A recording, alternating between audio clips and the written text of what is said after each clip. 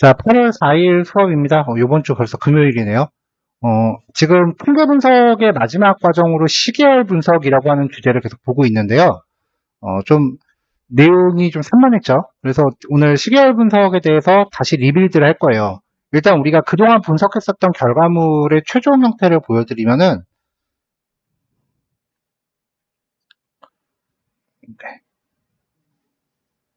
네. 이게 지금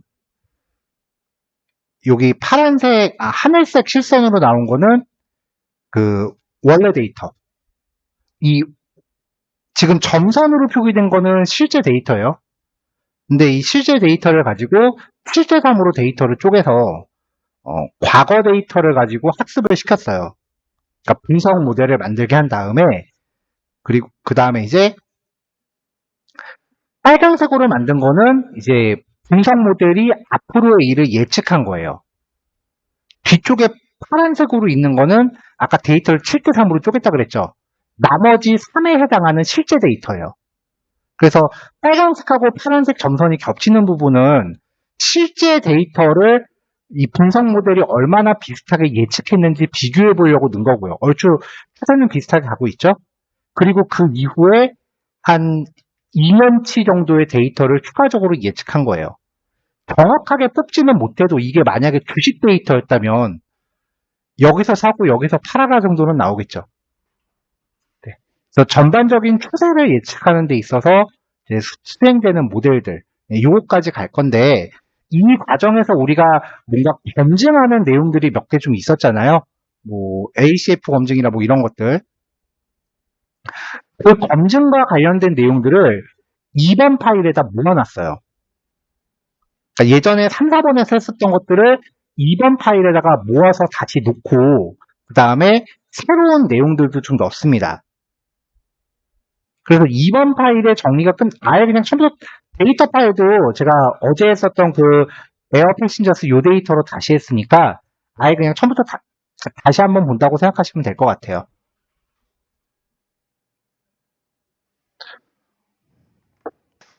그래서 이 파일에서 필요한 검증 방법들을 다 확인을 해본 다음에 그게 끝나고 나면은 이제 그 검증 방법들을 매번 수행하기에는 좀 불편하니까 그 방법들을 이제 모듈화를 또 한번 해볼게요. 그럼 이후에 우리가 시계열 데이터 다른 예제들 진행할 때는 또 좀 기초 작업들은 그 건너뛸 수 있겠죠.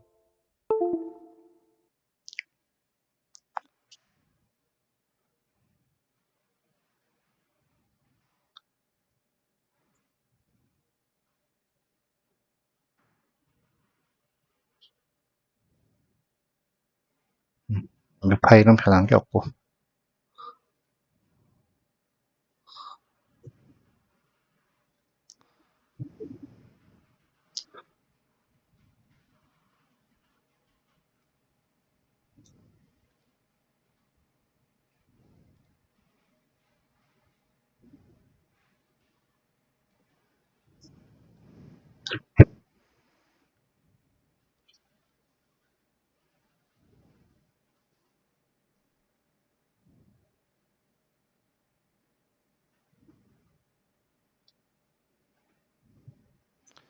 자, 그럼 이제 패키지부터 다시 보죠. 리드 엑셀 하고요.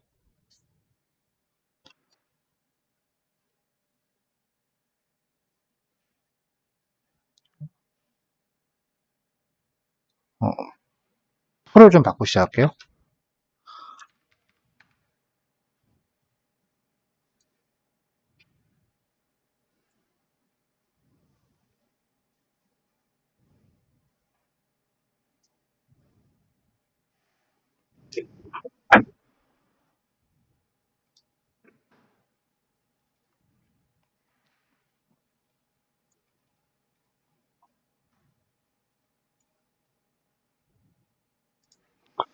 자, 뭐 시계열 데이터가 어떤 것인지에 대해서는 우리가 이야기를 이미 했었고요. 시계열 자료는 비정상성 자료가 있고 정상성 자료가 있는데 거의 우리가 접하는 모든 데이터가 비정상성이기 때문에 정상성 자료로 변환하는 게 중요하다. 라고 이야기를 했어요. 그래서 그걸 수행하기 위한 방법이 차분이라고 하는 처리가 있는데, 전통적인 방법에서는 이제 원 데이터가 있으면 이 차분을 n번을 수행을 해서 그렇게 만들어진 데이터를 이제 그 파이썬 통계 분석 컴퓨터한테 전달을 해주는 거였다라고 하면은, 요즘은 그냥 원 데이터를 그냥 주는 거예요. 그러면서 차분을 수행하는 이유가 차분을 몇 번 해라 라고 얘한테 이 n번이라는 값만 주는 거예요. 그럼 얘가 내부적으로 그 차분의 수를 진행을 해서 분석을 하기 때문에 굳이 차분을 꼭 여러 번 안 하셔도 돼요.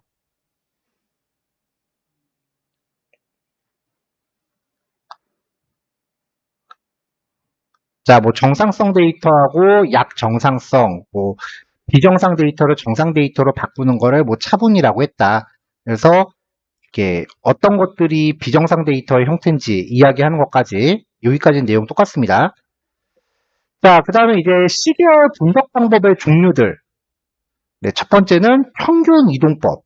되게 옛날 방법인데요. 요거를 우리가 전에 한번 봤었어요. 평균 이동법이라고 하는 게 데이터가 이렇게 쭉 있으면 여기서 요만큼씩 끊어서 평균을 내던가, 3개씩 끊어서 평균을 내던지, 아니면 5개씩 끊어서 평균을 내던지, 이렇게 묶어서 평균 내는 개수를 연결을 해서 얘네들을 이어서 하나의 그래프를 만드는 거라 그랬죠. 만약에 1, 3, 5, 7, 9, 뭐 11, 13, 15 이렇게 있을 때 이 평균 이동법을 2개씩 묶어서 하라라고 하면은 이렇게 평균, 이렇게 평균, 이렇게 평균, 이렇게 평균이에요. 만약에 3개씩 묶으라 그러면 이렇게 3개, 이렇게 3개, 이렇게 3개 이렇게 묶어가면서 평균을 내서 그 값으로 그래프를 만드는 거예요. 그럼 이제 그 평균을 내면 낼수록 그 그래프가 점점 완만해서 예측하기가 좀 수월해지거든요. 그래서 그 경향을 봐서 다음 기간을 예측하는 가장 고전적인 방법이에요. 자, 그 다음에 뭐 이제 지수평활법이라는 게 있는데요. 평균 이동은 이렇게 구간별로 나눠서 평균을 내는 건데, 얘는 그 모든 구간에서 평균을 내고 여기서 평균을 다 내요. 대신에 최종값에 따라서 가중치라는 것을 부여해서 예측을 하는 방법이에요.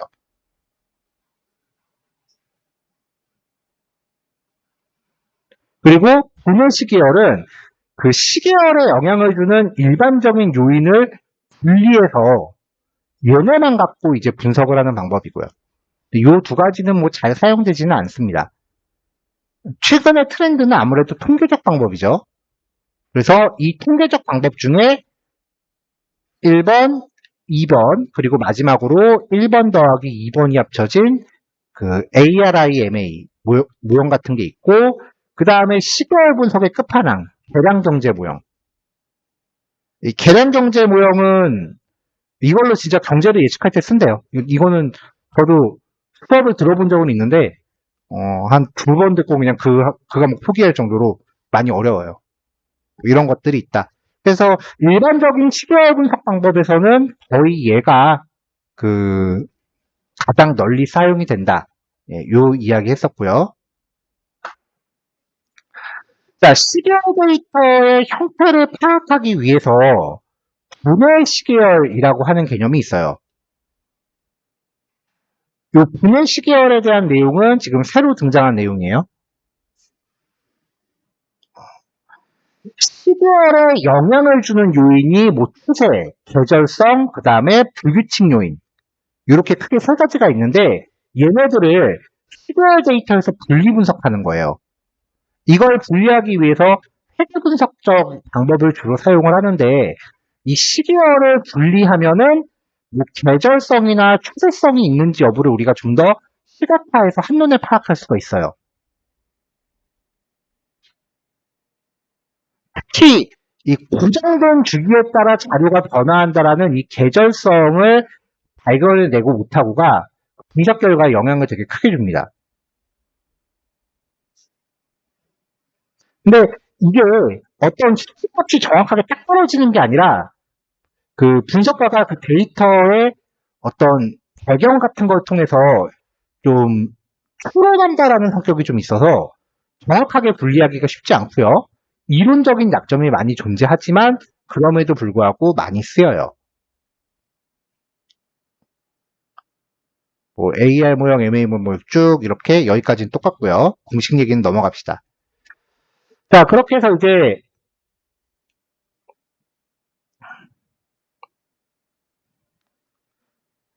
시계열 데이터를 확인하는 예제, 요거 데이터 바꿔서 다시 했다 그랬죠? 추가된 내용도 꽤 있습니다.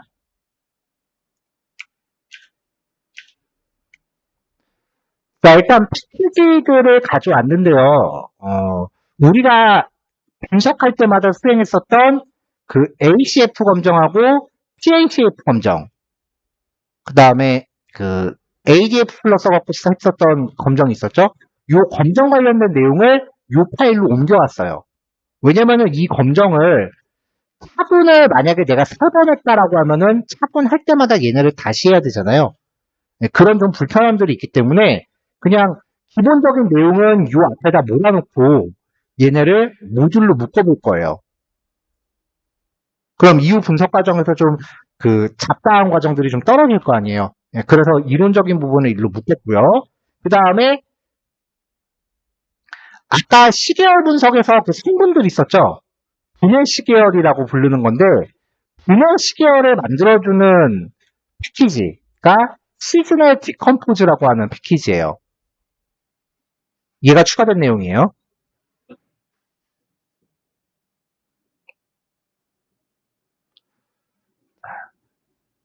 자, 데이터를 가져오는데 다시 에어 패신저를 가져오는데 인덱스 콜로 몬스를 줬습니다. 지금 이 원데이터에서 시간을 의미하는 게 이 몬스라고 하는 컬럼이었죠. 12월 분석할 때 주의사항은 인덱스가 시간 혹은 날짜로 설정되어 있는지 요거를 먼저 꼭 체크하셔야 돼요. 이게 파이썬 같은 경우는 사용하는 패키지마다 요구하는 인덱스의 특성들이 좀 있어요. 그런 것들이 걸어 있어요. 이걸 좀 제가 전해드렸는데 R하고 파이썬을 쓸 때 가장 큰 차이가요. R은 인덱스가 적용되어 있으면 어떻게든 그 인덱스를 풀어요. R 데이터 프레임은 인덱스를 요구하지 않아요. 근데 파이썬 같은 경우는 인덱스가 없으면 어떻게든 인덱스를 만들어야 돼요. 그래서 시간을 의미하는 데이터로 인덱스를 줘야 되고요. 결집치 없어야 돼요. 그리고 이상치도 없어야 돼요.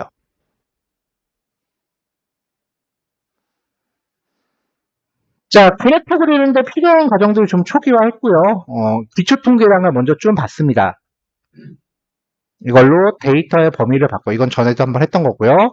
그다음에 결집치가 있는지 없는지 확인을 해요. 네, 결집치 없다고 나오네요. 그 다음에 이상치가 있는지 없는지 확인하는 가장 좋은 방법은 상자 그림 그리면 되겠죠. 그래서 박스 플롯을 그려서 상자 그림 그렸습니다. 동그라미 안 나왔으니까 이상치가 없는 거죠. 자, 그 다음에 이제 상자 그림 그리고 이상치 확인하는 거는 추가된 내용이에요. 한 번씩 쭉 그 이전 파일하고 같이 검토해 보세요. 거의 한 50% 정도가 내용이 추가가 됐어요. 이 파일에. 자, 그 다음에 이제 기본 형태의 시계열 그래프를 통해서 데이터 정상성을 확인해 봤는데, 딱 봐도 이거는 정상 데이터는 아니죠. 정상 데이터면은 거의 비슷한 스펙트럼으로 가야 돼요. 자, 전반적으로 우상향의 경향을 띠고 있다는 걸 알겠고요. 그 다음에 일정 기간 동안 비슷한 패턴을 보이고 있다는 것도 어렴풋이 보이죠. 일단은 얘가 이제 정상성을 띠는지 아닌지, 뭐 지금 그래프만 봐도 딱 답은 나오지만 이거를 확인하기 위한 게 ADF 테스트라는 게 있었죠. 그래서 이 ADF 테스트를 통해서 우리가 정상성 여부를 확인했을 때 얘가 이제 그 규모 가설이 기각되지 않으면 비정상성이다. 라고 하는 얘기. 요 ADF 테스트 예제도 일로 넣었어요. 얘를 모듈화할 대상 첫 번째 기능으로 쓸 거예요. 자, 그 다음에 이제 평균 이동법. 평균 이동법은 우리 했었던 예제 그대로입니다. 요 패신저라고 해서 요것만 바뀐 거예요. 컬럼만. 자, 이 평균 이동법은 뭐 데이터의 경향을 알아본다 뭐 그런 이야기도 있지만 패턴 코딩과 넘어갈게요. 이렇게 데이터의 그 생김새를 가장 단순화해서 이걸로 이제 미래 값을 예측하기 위해서예요. 그러니까 이거 자체가 시계열 분석 방법의 한 종류예요.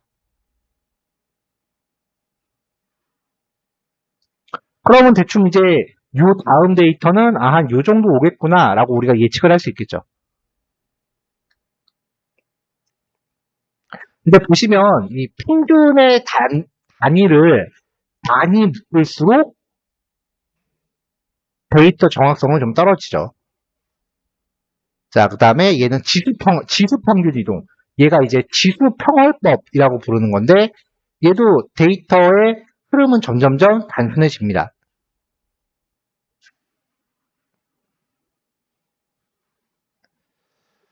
자, 그 다음에 이제 ACF, PACF 검정. 이것도 여기서 할 거예요. 얘도 지금 모듈화 시킬 대상입니다. 자, 그래서 이 그래프 그리는 거를 각각 따로따로 그래프를 그렸었잖아요.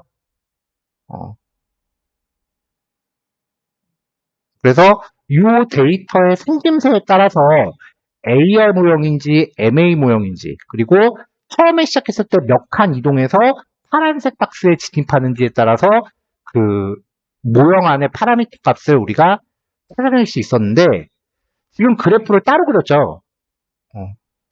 이걸 한번 서브플롯으로 묶어봤어요. 서브플롯을 두 개를 만든 다음에 이 서브플롯에다가 이 플롯 파라미터 함수에 서브플롯 파라미터를 줬더니 이렇게 두 개가 이렇게 하나로 묶이더라고요.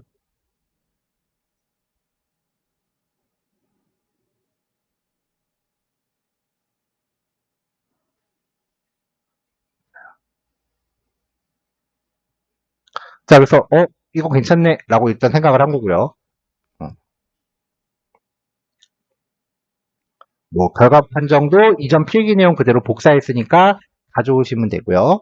자, 4번은 완전히 새로운 내용입니다. 시계열 분해라고 하는 과정, 아까 설명했죠. 시계열 자료를 트렌드, 추세, 계절성, 시즈널, 그리고 단차로 분해하는 데이터 처리 방법이에요. 근데 이거를 분해하는데 합법 모델과 승법 모델이라는 게 있어요. 합법은 데이터에 그 덧셈을 활용해서 이제 분해를 하는 거고요. 승법은 곱셈을 활용해서 하는 거예요. 데이터의 생김새를 보면은 합법 모델을 적용하는 애들은 왼쪽처럼 생겼어요. 이게 변화되는 이 폭이 계속 똑같이 가요. 근데 승법 모델은 점점 변화량이 늘어요.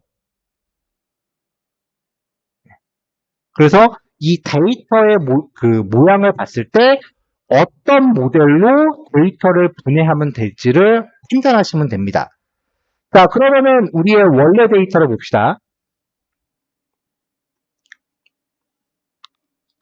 자, 얘도 이 크다가 점점 갑자기 이렇게 퍼지고 있죠. 그러니까 얘는 성법 모델로 분해를 해야 된다라는 거예요.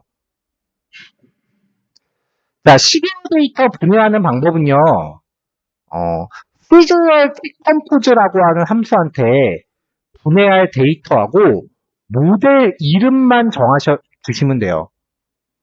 그럼 파라미터가 떨어지는데 이 파라미터의 각종 프로퍼티들이 분해된 시계열 데이터의 시리즈 객체예요. 그래서 이거를 데이터 프레임으로 묶었어요. 관측값이라는 거는 원본이라는 뜻이에요. 그래서 이걸 가지고 이렇게 쭉 그래프를 그려보면은 쭉 나오는 거죠. 얼핏 봤을 때는 여기 트렌드하고 잔차에 결측치가 많은 것처럼 보이는데 이거는 그냥 앞뒤로만 그런 거지 중간에는 값이 있어요. 자, 그럼 이제 이거를 한눈에 보려면 시각화를 해야 되거든요. 얘가 시각화가 엄청 꿀이에요.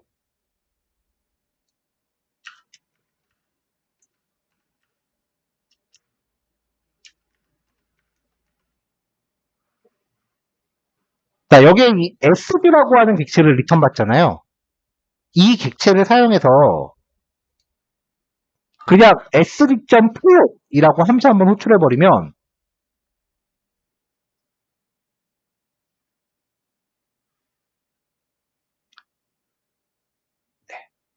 네 가지 종류의 그래프가 한 번에 다 나와요.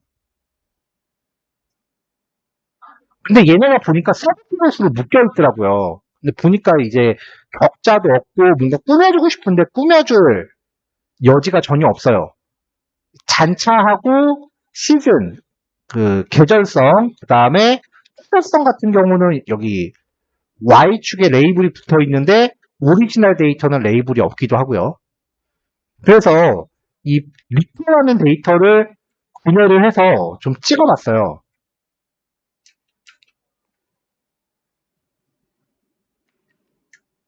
여기 P는 안 들어가는 거고.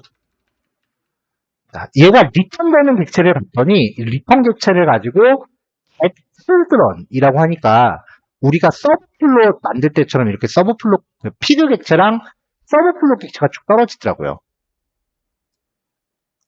이게 각각 AX1, AX2 이렇게 되는 거죠. 그래서 얘네를 가지고 이렇게 약간의 추임새를 좀 넣어줬더니 그래프가 조금 더 이렇게 보기 편해졌어요.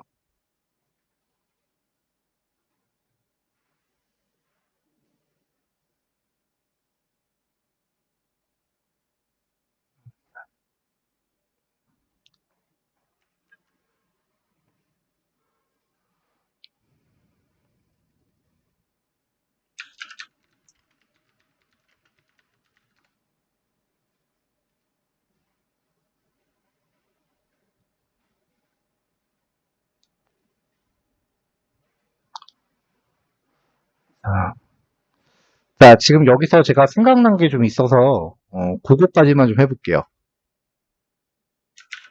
피그 AX1, AX2, AX3, AX4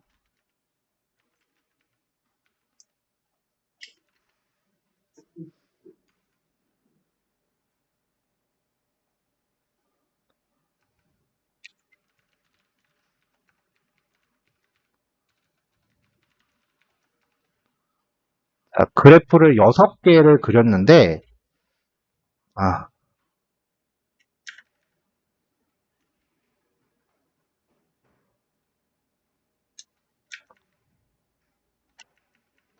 그냥 AX라고만 받읍시다.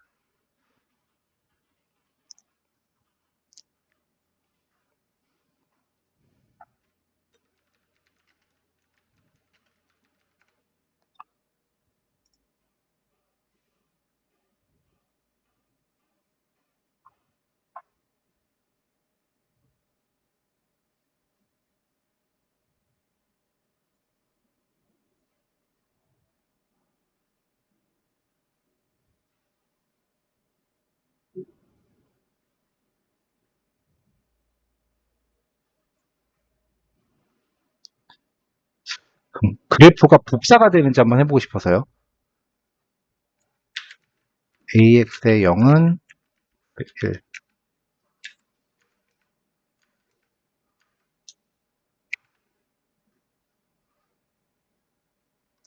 안 되네.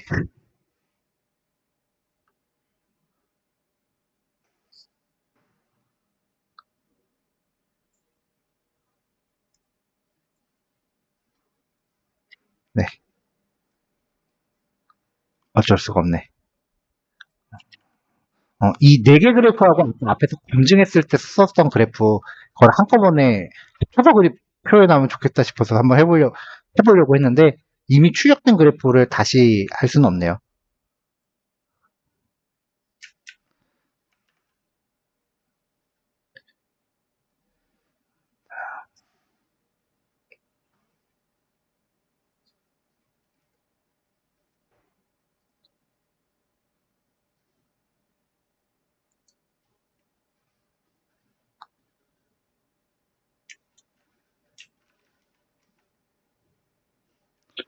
자, 그럼 이제 요거 2번 파일만 추가된 내용들 다시 한번 점검하시고요.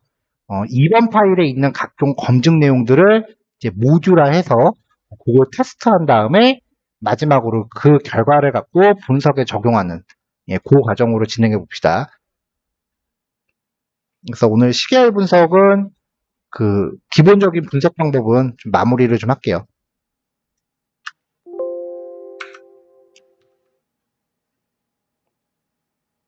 자, 파일가 올라갔어요. 이거 실습합시다.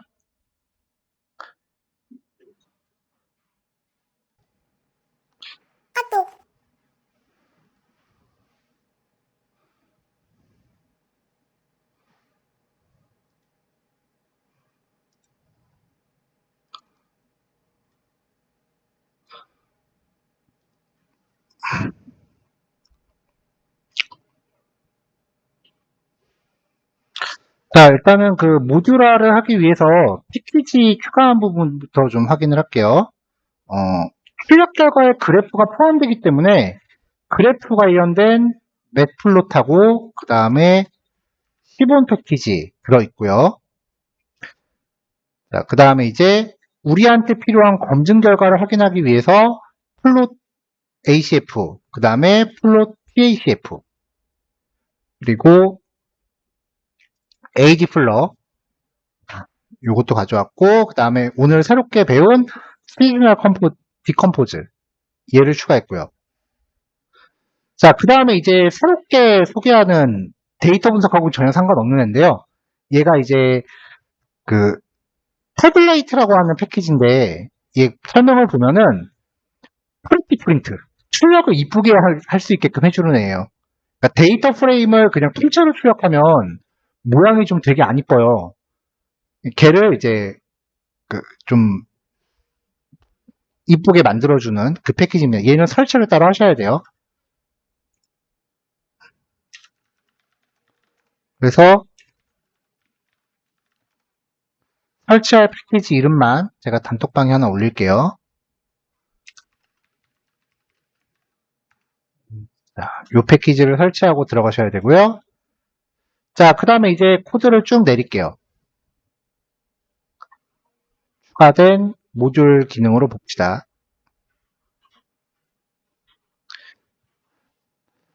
자, 시그널 데이터, 타임 데이터를 탐색한다고 해서 이제 익스플로러 줄여서 EXP 타임 데이터라고 이름을 만들었고요. 파라미터는 데이터 프레임 원본, 그 다음에 우리가 판단해야 될 시계열 데이터를 담고 있는 필드 이름, 그리고 아까 성분 분해할 때 모델 이름이 가감하고 그 다음에 승법하고 있었죠. 예, 그거에 대한 이름을 앞에 한 글자만 파라미터로 주게끔 했어요. M이면은 이제 곱셈으로 처리하고 그 다음에 M이 아닌 다른 값, 예를 들어서 A라고 전달되면은 이제 가감 방식으로 처리하게끔 그렇게 처리를 할 거예요. 자, 그래서 아까 코드 보면은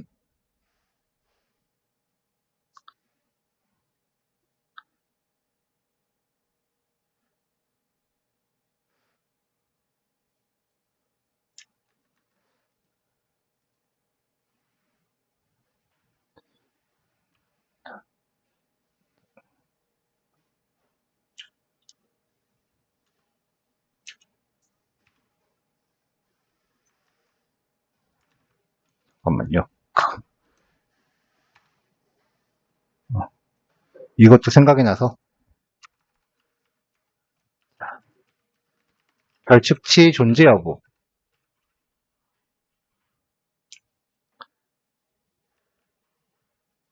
자, 데이터 프레임에서 EGNA의 sum 하고서 필드 이름을 지정하면은 이게 해당 컬럼의 결측치 여부죠.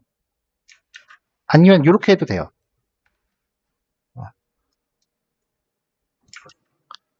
자, 이렇게 이게 이제 결측치가 존재하는지 존재하지 않는지에 대한 검정 값이에요.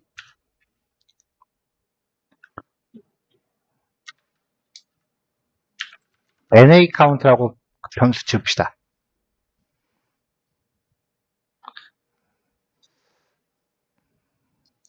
자, 그래서 얘를 먼저 한번 출력할까요? 프린트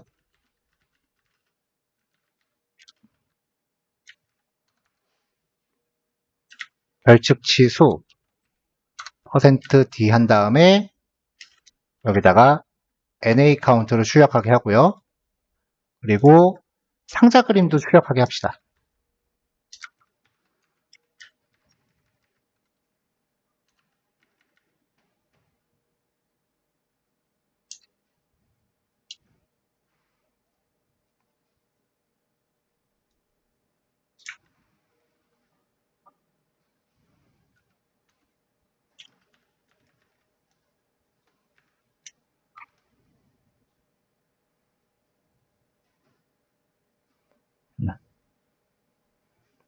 상자 그림도 데이터 프레임 걸고 Y에 Y 네임 해서 상자 그림도 별측치가 있는지 출력해주고 그 다음에 상자 그림 출력하고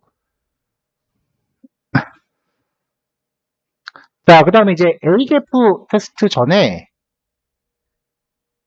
ADF 테스트를 먼저 해야 되는 거야. ADF 테스트 결과를 먼저 할게요.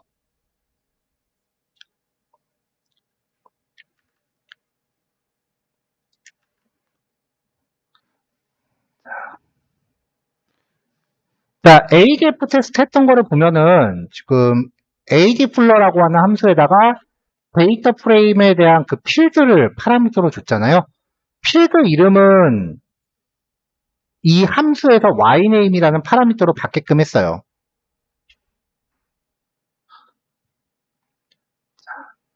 자, 그럼 이제 여기에서 요 AR하고 이 AR은 똑같은 애라고요. 자, 이 AR을 아까는 그냥 일일이 이렇게 출력만 했는데 여기서는 딕셔너리를 묶었습니다. 자, 0번째, 1번째, 2번째, 3번째까지는 딕셔너리, 데이터 프레임으로 만들기 위해서 딕셔너리를 묶었고요. 그 다음에 나머지 항목들은 AR 4번째 아이템스에 0번째, 1번째, 2번째 이렇게 존재하거든요. 그래서 이걸로 반복 돌면서 똑같이 처리했어요. 예, 그래서 기가값에 대해서 t 이거는 몇 %인지 그리고 값 이렇게 하면 얘네들이 전부 딕셔너리로 묶여요. 그 다음에 이 AR 딕트라고 하는 거에다가 데이터 정상성 여부를 이제 p-value가 0.05보다 작은지 여부에 대해서 트루페이스로 들어가게끔 해놨고요. 밑에 출력한 요거요. 자, 이 값들을 딕셔너리를 묶은 다음에 데이터 프레임으로 넣었어요. 인덱스 이름은 ADF 테스트라고 걸어주고요.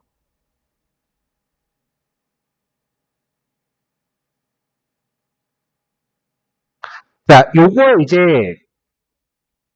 전치를 받아서 데이터 프레임을 만듭니다. 자, 여기까지만 이제 결과를 확인해 보면 프린트 ARDF 그냥 데이터 프레임을 바로 출력을 해볼게요.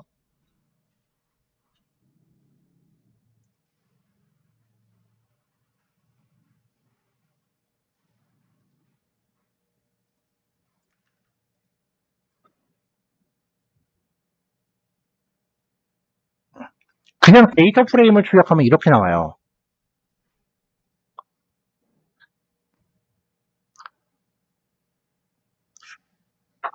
근데 주피터 쓸 때는 이렇게 함수 이름, 그 객체 이름만 출력하면 되게 이쁘게 잘 출력을 해주잖아요. 근데 그거는 주피터 파일 안에서나 쓸 수 있는 거지 파이썬 코드에서는 이렇게 못하거든요. 그래서 파이썬 코드에서 데이터 프레임을 조금 이쁘게 출력할 때 쓰는 게 이 태블레이트라고 하는 객체예요. 헤더, 상단 제목이에요. 여기 위쪽에 제목이 그냥 출력하면은 두 칸이 나올 거 아니에요. 위쪽에. 그래서 첫 번째 칸에 ADF 테스트하고 놓고 두 번째 칸은 그냥 비워놨고요. num align, 숫자값의 정렬을 오른쪽으로 정렬시켜라. 그 다음에 테이블 FMT는 출력되는 표의 형식입니다. 이 라이브러리를 한번 검색을 해보면 파이썬 검색, PIPY 여기 사이트 가서 보면은 사용법이 쭉 나오잖아요. 여기서 스크롤 한참 내려보면은 여기 지원되는 테이블 형식이 있어요. 요 값에 뭐를 주냐에 따라서 형태가 조금 바뀌어요. 자, 예를 들어서 GitHub이라고 하면은 이런 식으로, 그리드라고 하면은 이런 식으로, 심플 그리드, 뭐 라운디드 그리드, 네. 이런 식으로 해서 마음에 드는 스타일을 고르시면 돼요. 이거는. 네, 요 페이지 주소도 그 단톡방에 올려줄게요. 근데 이것저것 해봤더니 저는 이제 PSQL이라는 형태가 제일 마음에 들더라고요.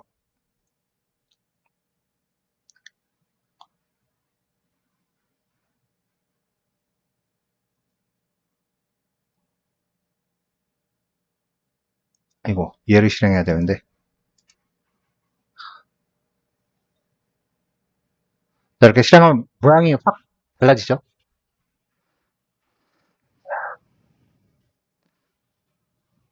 자, 그 다음에 이제 ACF랑 PACF 검정. 원래 이 검정은 이제 그래프가 하나, 두 개 나오는데, 서브 플롯을 세 개를 묶었어요. 왜 세 개를 묶었냐면은, 일단 첫 번째 서브 플롯에는 원본 데이터에 대한 선그래프를 그냥 그렸습니다. 그래서 첫 번째 서브 플롯의 제목을 오리지널이라고 걸었고요. 그 다음에 그래프 사이즈 여기서 강제로 정해줬고, 그 다음에 그래프 간의 간격은 0.3으로 줬고요. 세로 간격 0.3으로. 조금 더 줘도 되겠는데요? 0.4.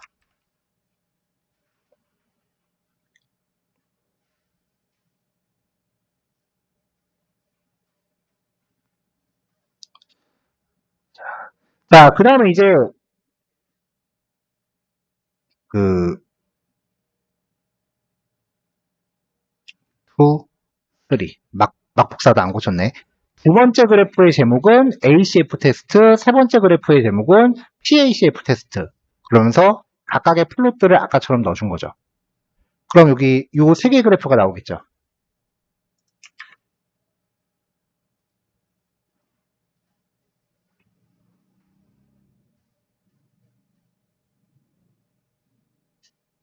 네, 첫 번째 그래프, 두 번째 그래프, 세 번째 그래프. 자, 그 다음에 이제 시계열분의 그래프인데요. 아까 그 SD 모델, 어떤 모델을 적용할 건지에 대한 파라미터가 N이면은 멀티플 방식으로 가고, 그렇지 않으면 애디티브 방식으로 처리를 해라. 네. 이렇게 해서 이제 시계열 분해를 한 다음에 이 SD에 있는 값들을 데이터 프레임으로 묶었습니다. 이 데이터 프레임은 직접적으로 출력은 안 했어요. 사실 여기서 데이터 프레임으로 묶을 그 필요도 없기는 해요. 왜냐하면 이 SD를 갖고 SD.plot이라고 해버리면은 바로 그래프를 우리가 얻을 수 있으니까. 자, 얻어진 그래프의 넓이랑 높이 강제 설정하고요. 그래프 간 간격 설정하고, children, 서브플롯의 하위 요소들을 하나, 둘, 셋, 넷 뽑아서 첫 번째 거 제목 달고 나머지는 배경 격자 정도 처리했습니다.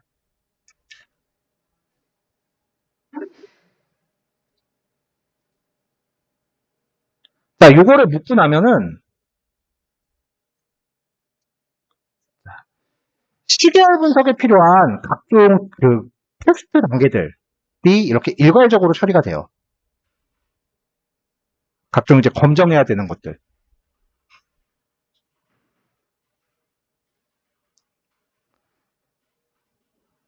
가령 예를 들면 우리 회귀 분석했을 때도 회귀 분석의 결과를 판단하는 그 단계들이 좀 있었잖아요. 그 단계들도 이런 식으로 함수화시켜서 한 번에 일괄 처리할 수가 있어요.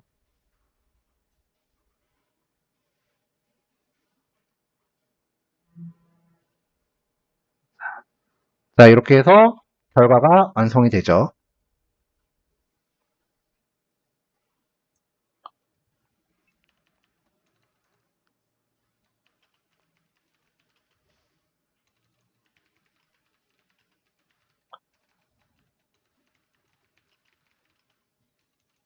실계열 분석 전 데이터를 검정하는 데 필요한 검정하는 절차 일괄 처리할 수 있도록 모듈화한 기능입니다. 자, 패키지 참조했고요. 그 다음에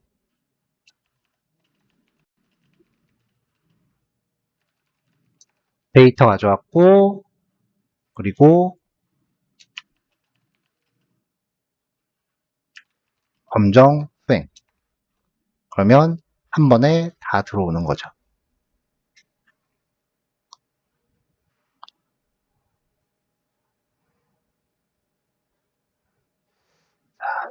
자, 데이터 정상성 여부에 지금 여기 0이라고 찍혔네요.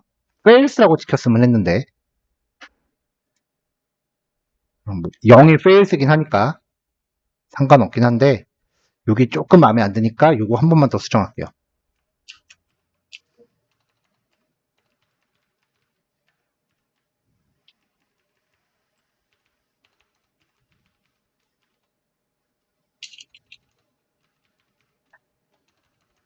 STR로 바꿔야 되나?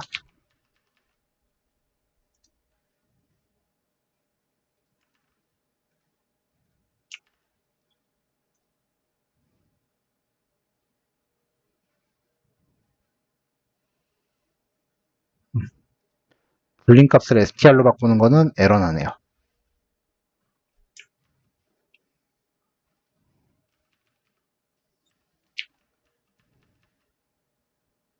아, 얘가 데이터 프레임이라서 그렇구나. 데이터 프레임의 필드가 다 똑같은 값이어서 얘는 어쩔 수 없겠네요. 얘는 그냥 0이라고 표시를 해야 될 것 같아요.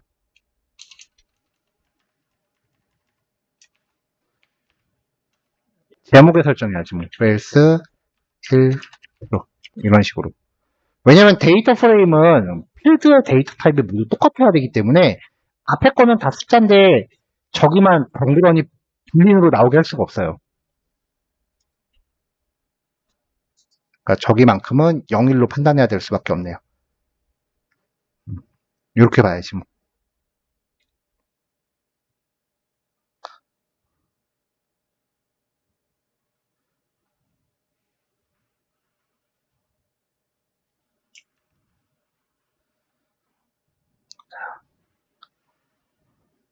자, 이것도 한 번에 업그레이드 여지가 있기는 해요. 자, 지금 데이터 정상성 여부가 0이죠.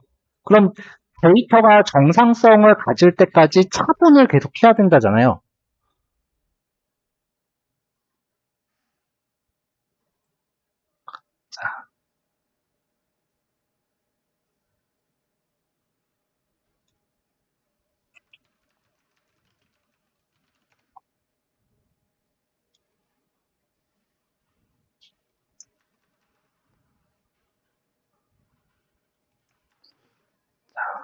자, 그러면 이 정상성을 의미하는 값, 정상성을 의미하는 걸요.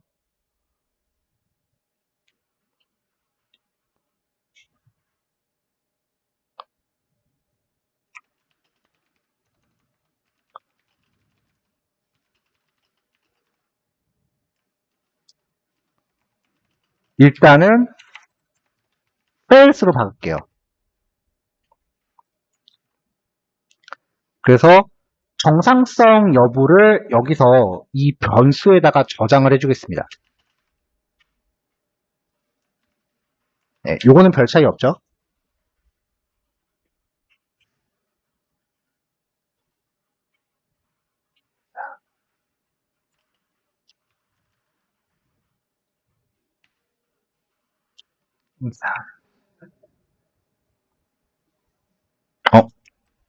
그래요? 그냥 용어가 아니라 그냥 읽히는 대로 썼어. 자, 얘가 용어가 있나 봐요. 자, 일단은 그러면은 요 변수가 만약에 정상성이 아니면 fails가 저장이 되겠죠. 기본적으로 fails를 걸었죠. 잘 보세요. 얘를 전체를 한 번 더 탭으로 늡니다. 그 다음에 while 얘가 false인 동안 합니다. 그럼 얘는 반복을 돌다가 데이터가 정상성을 충족하면 끝날 거예요. 근데 이게 몇 번 할지 몰라. 만약에 한 12번 정도 처분을 해야 된다라고 하면은 난리가 나는 거죠.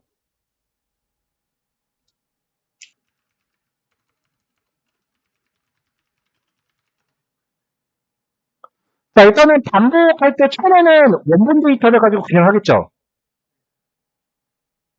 여기에 파라미터를 데이터로 바꾸고요. df는 df.copy, 아이고, data.copy. 복사본을 하나 뜰게요.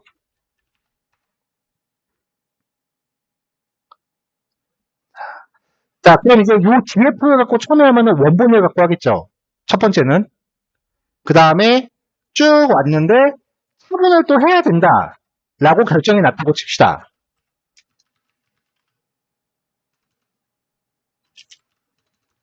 처분을 수행해요. df는 df.diff.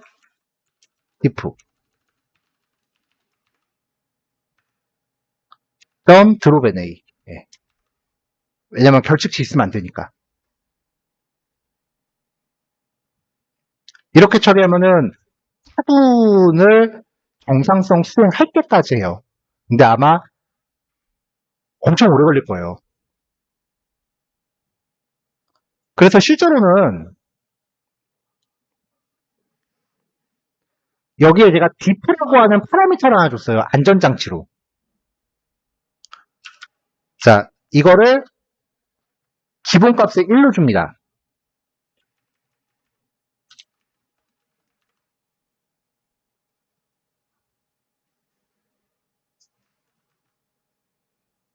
자, 그 다음에 반복문 돌면서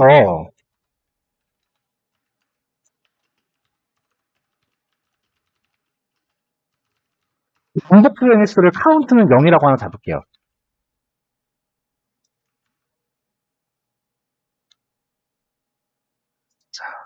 자, 그래서 카운트는 플러스 이퀄 1. 자, if 카운트가 맥스 diff와 같다면 브레이크. 반복을 중단합니다. 그러면 지금 무한 루프를 걸었지만 이 안전장치 때문에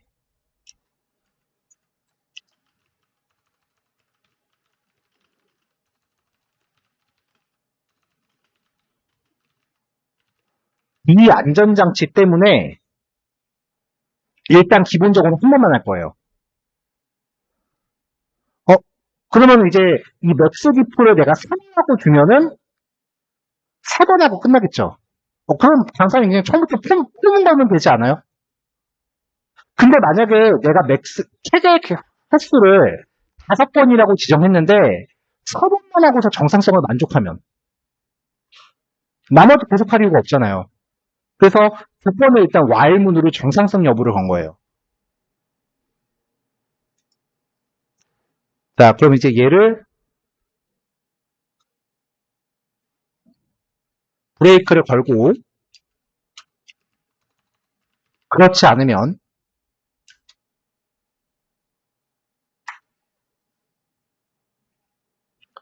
프린트.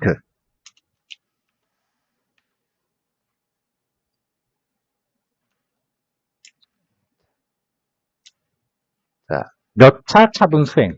근데 카운트는 지금 여기서 1이 증가된 상태니까 빼기 1을 해줘야겠죠.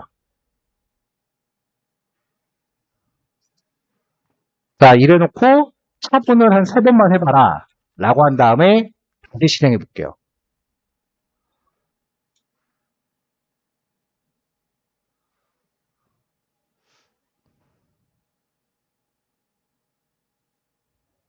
한 번 나왔고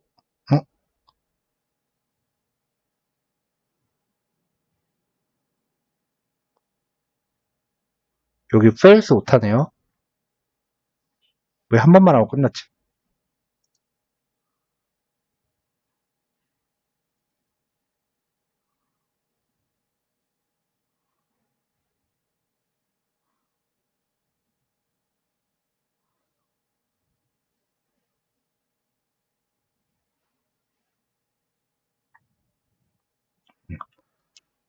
제목을 일단 위에다 출력합시다. 중간에 하려니까 좀 마음에 안 든다. if count가 0이면 print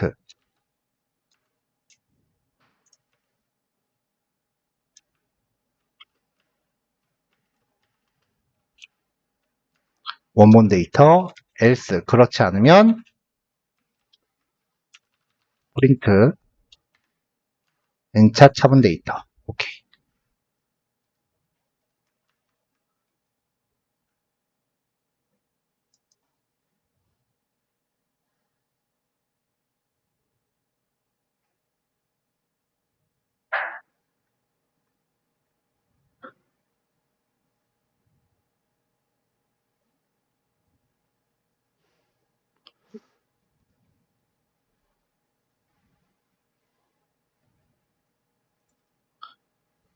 오케이. 맥스 디프 파라미터를 3으로 줬는데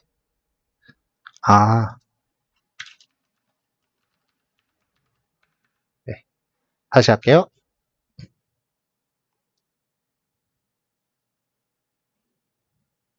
자, 돌다가 에러 난 것 같네요. 원본 데이터, 그 다음에 1차 차분 데이터. 네.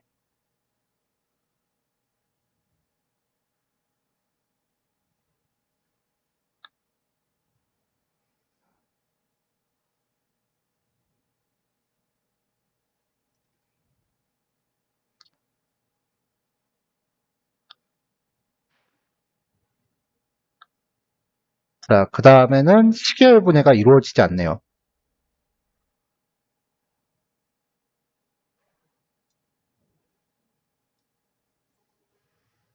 음.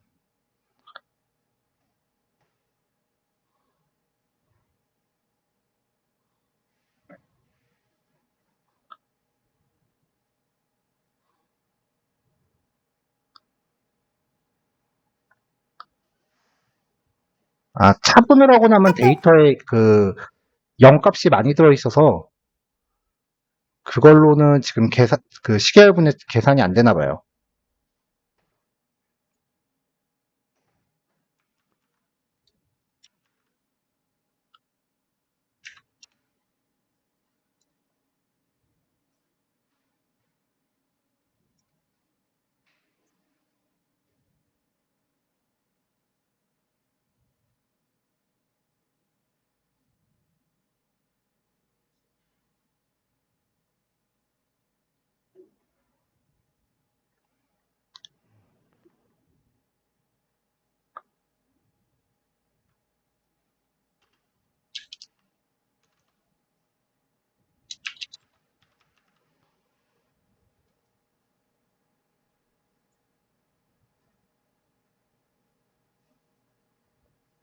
그러니까 살펴봤더니 이게 곱셈 방식인 경우는 그 차분한 결과값에 0이 있으면은 문제가 된대요.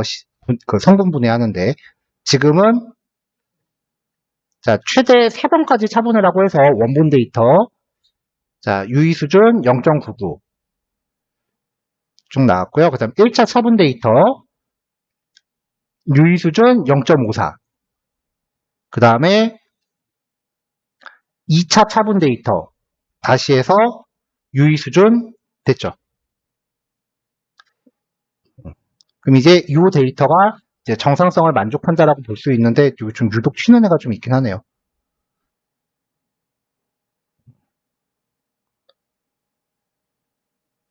잔차가 0 기준으로 골고루게 분포된 거 봐서는 맞는 것 같아요. 그럼 일단은 요거를 먼저 처리를 하되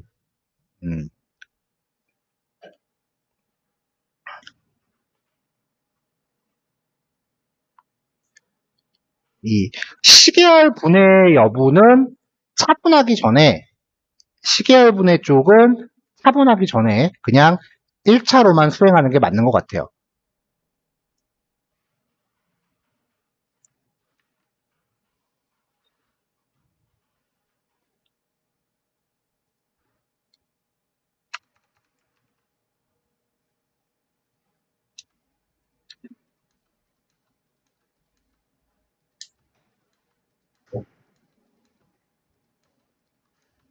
자, 시계열 부대는 차분을 여러 번 하기 전에 한 번만 하고, 그 다음에 결측치하고 상자 그림도 매번 그릴 필요는 없을 것 같아요.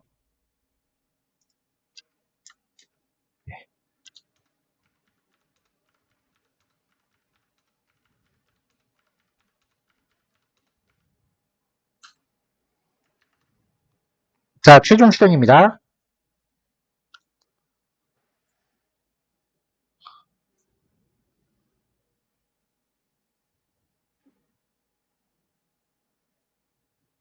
음.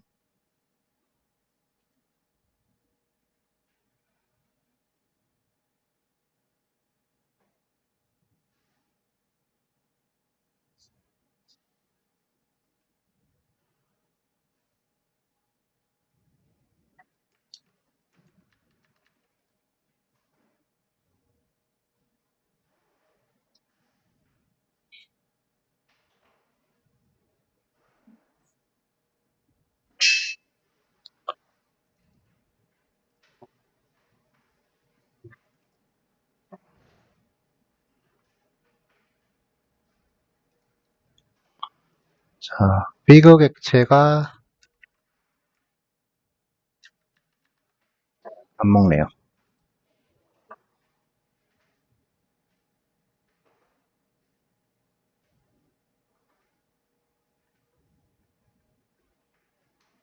자, 됐어요. 자, 처음에 실행하면은 이제 결측 치수가 0개다라고 출력을 해주고, 그 다음에 상자 그림 봤어요. 이상치 없는 거 확인했고, 그 다음에 시계열 분해해서 데이터가 어떻게 생겨먹었는지 좀 판단을 해본 다음에, 그 다음에 이제 원본 데이터를 가지고 차분, 원본 데이터를 가지고 ADF 테스트, 자, UX 0.99 쭉 보고, 그 다음에 1차 차분 수행했을 때 유의 수준 0.05 쭉 가고, 그 다음에 2차 차분 유의 수준이 0.05보다 작고 여기서 정상성이 충족이 됐으니까 끝. 네. 다행히 이 데이터는 차분을 2번 하고 끝났는데 이거 진짜 운 없으면은 되게 많이 할 수도 있으니까 이거는 이제 너무 많이 하지는 말고 몇 번 좀 무조건 값을 그 빼지 말고 좀 횟수를 좀 제한하면서 하세요. 이 맥스 디프 파라미터를 아예 생략을 해버리면 값이 1이었죠. 그럼 한 번만 하는 거예요. 근데 얘를 10번이라고 하면은 정상성을 찾을 때까지 최대 10번을 하는 거죠.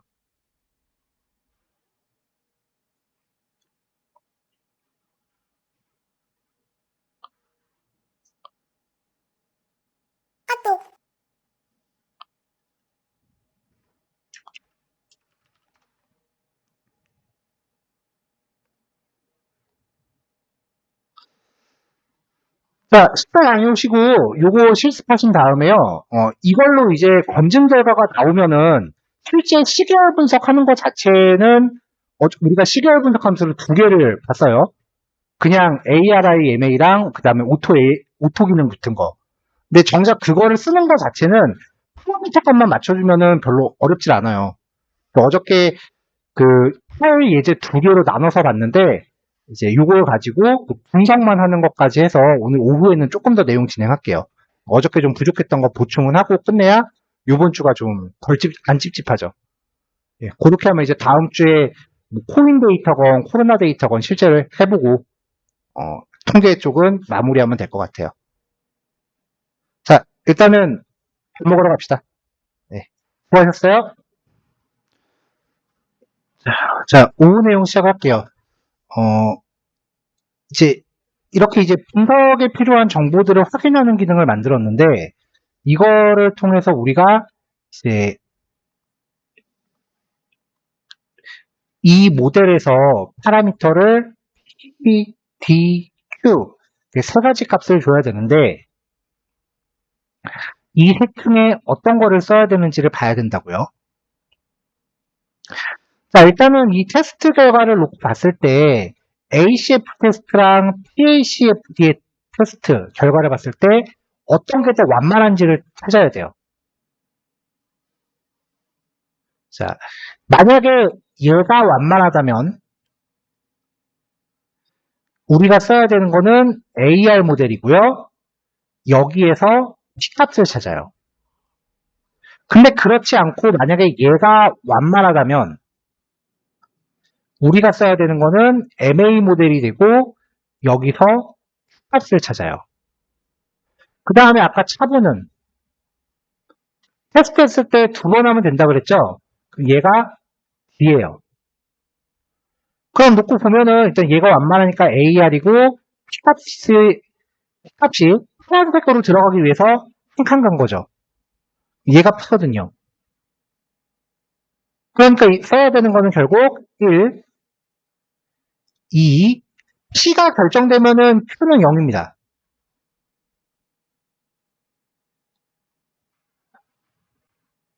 자, 이걸 시켰으면 이제 시계열 분석을 하러 가면 돼요.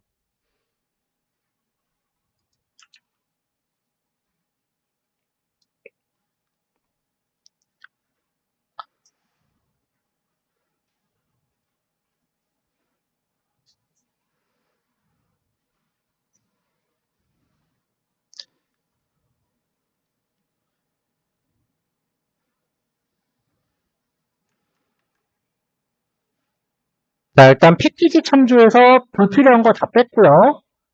첫 번째 모델에서 이제 ARIMA 요거 하나만 가져왔어요.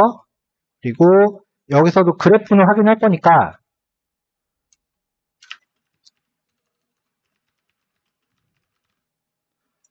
그래프 초기화 기능을 또 준비를 할게요. 이따가 이제 그 분석 결과를 다시 한번 확인하긴 해야 됩니다.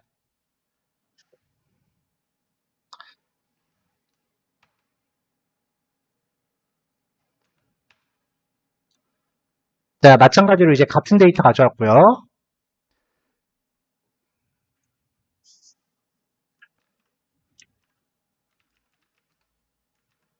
자, 일단 우리가 알아야 되는 값을 놓고 보면은 이제 여기 올더에 들어갈 게 1, 2, 0이에요. 요것만 놓고 이제 분석을 먼저 한다고요.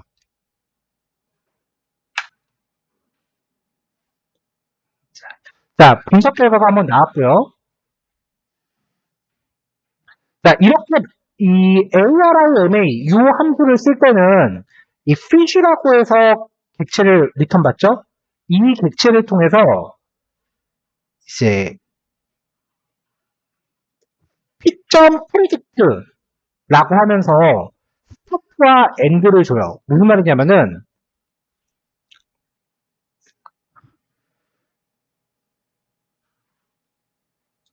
처음에 그 분석 모델을 만들 때 여기에 원본 데이터를 줬죠. 그럼 만약에 이 원본 데이터의 길이가 출력했을 때 0부터 143까지예요. 그쵸? 0부터 143까지 인덱스가.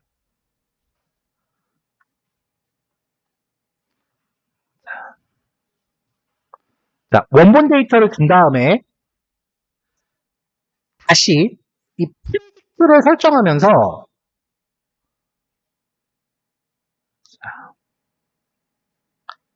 이 데이터의 길이 아까 0부터 143까지였죠.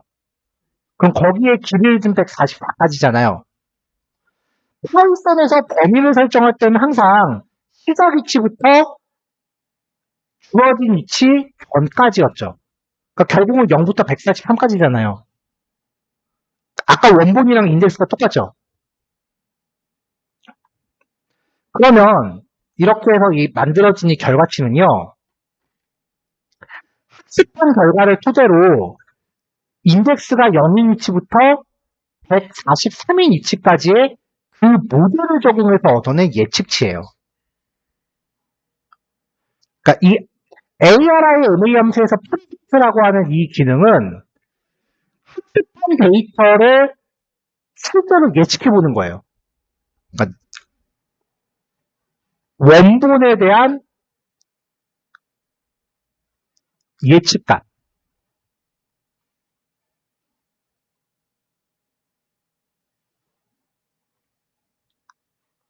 주어진 공식 데이터를 가지고 공식을 열심히 만들어 봤더니 그 공식을 대입했을 때 같은 기간에 대한 예측은 이렇게 나오더라라는 거예요. 그래서 학습한 결과에 대한 예측값을 만드는 거고요. 그 다음에 그 이후에 그러니까 지금 이거는 딱 주어진 데이터 기간만큼만 산정하는 거예요. 그 이후에 내가 몇 단계를 더 예측하고 싶다면 포캐스트라는 함수를 써요. 그래서 10이라고 하면은 자 여기 마지막 얘가 학습한 결과가 마지막에 144까지였죠.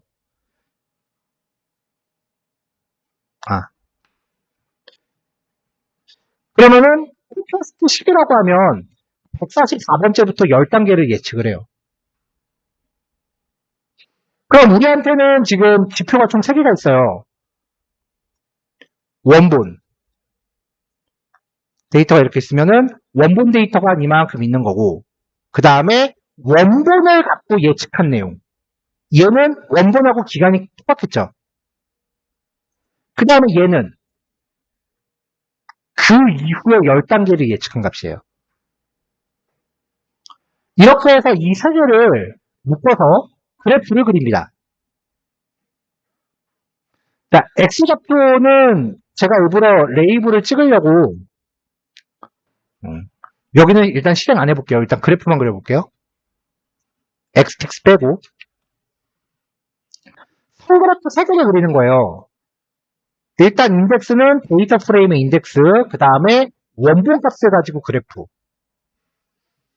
그리고 학습한 결과의 인덱스, 학습 결과 데이터, 마지막으로 이후 10단계에 대한 인덱스, 그리고 10단계 데이터.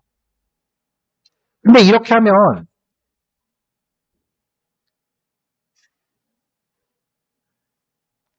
위에를 실행을 안 했네요.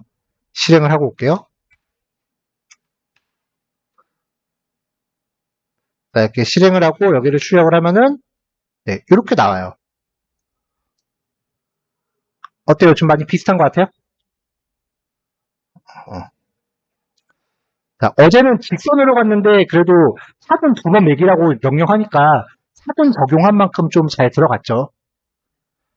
자, 근데 여기 X축 데이터가 그냥 이렇게 인덱스로 들어가잖아요.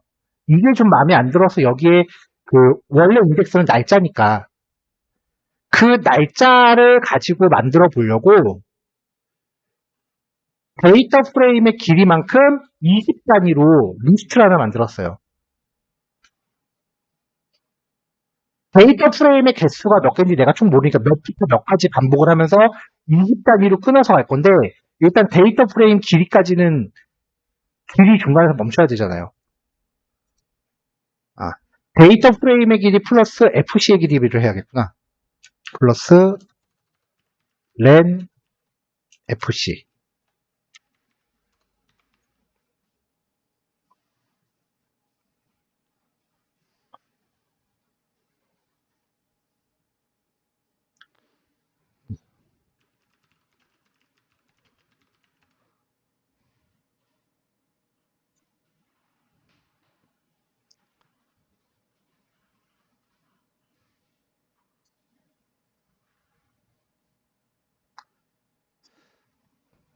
자, 그러면은 이제 0, 인덱스에 해당하는 0, 20, 40, 60, 80, 100, 120, 그 다음에 140. 요 간격으로 날짜 값을 만들 거예요.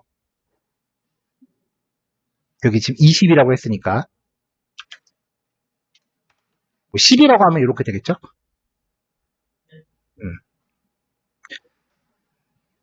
자, 그러니까 지금 데이터 프레임에서 시작하는 최초 값, 최초 날짜를 기준으로 요 간격만큼 날짜 값을 생성하겠다는 거예요.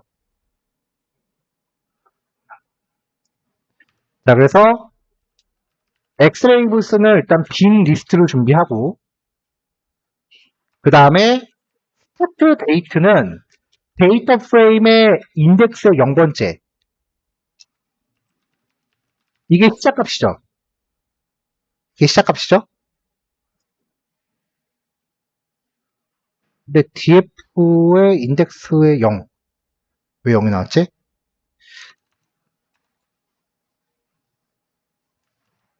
제가 아까 df 객체를 따로 만들었나요? 아, 여기 그걸 적용 안 했네. 인덱스 콜 몬스.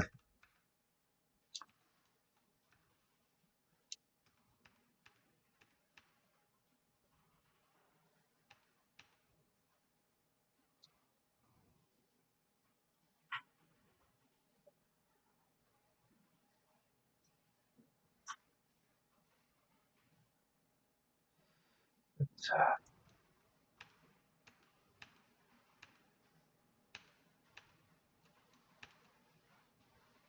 어.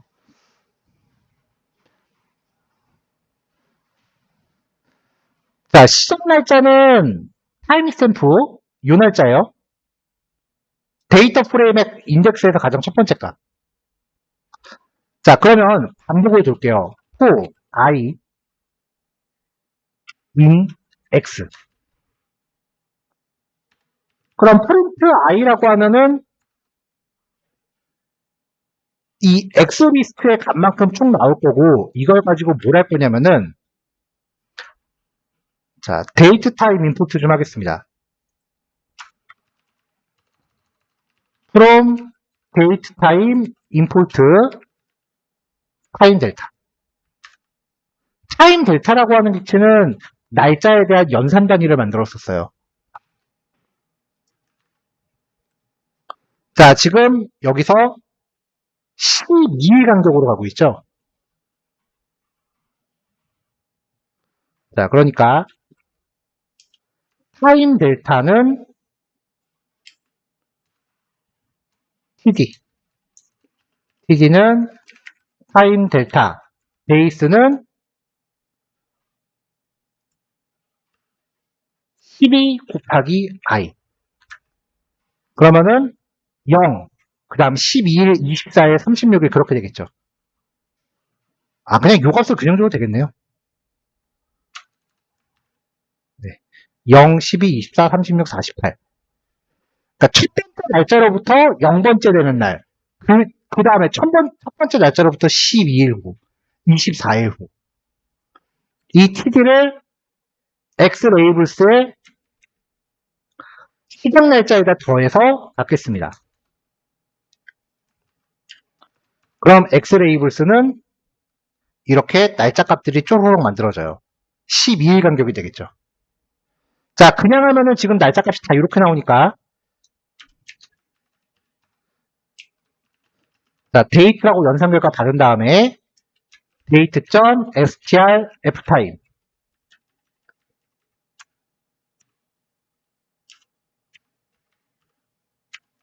네.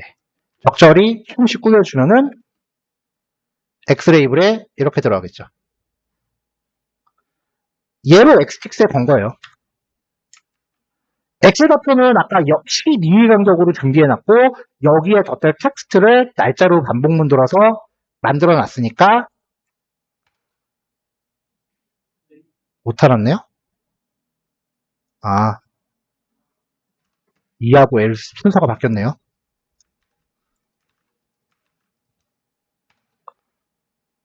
하고, 여기를 실행하면, 이렇게.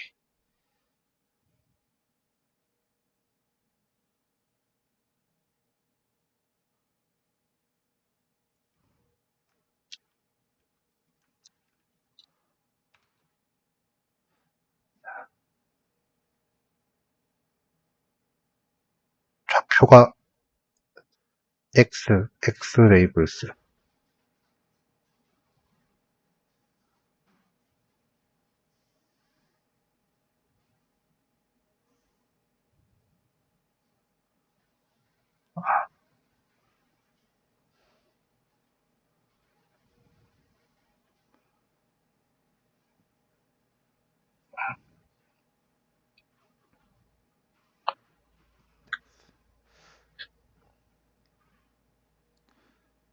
자, 여기 인덱스 콜을 날짜로 줘서 그러네요.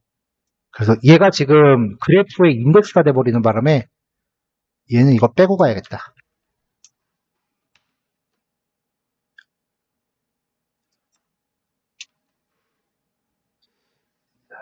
그러면은 여기도 인덱스가 아니고 df의 month에서 가장 작은 값 이렇게 해도 되겠죠.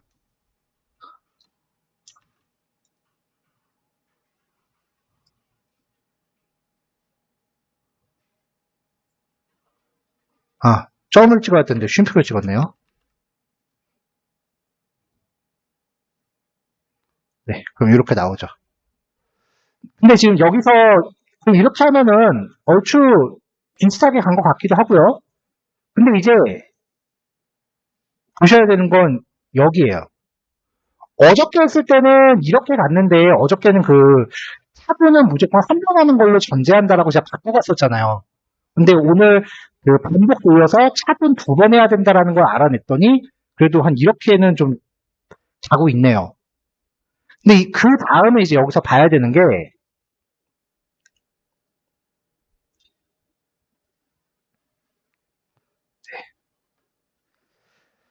자, 트렌드를 보면은 얘가 점점 우상향하는 트렌드다 라고 나와 있으니까 앞으로의 예측값도 점점 우상향하는 게 맞아요. 근데 여기 시그널이라고 하는 거 보면은 이게 계절성인데 계절성을 보면은 일정 주기로 데이터가 반복되잖아요. 그쵸? 그러니까 데이터에 계절성이 있다라는 건데 문제는 이 간격이 얼마만큼 한 번씩 돌아오느냐. 이거를 따져야 돼요.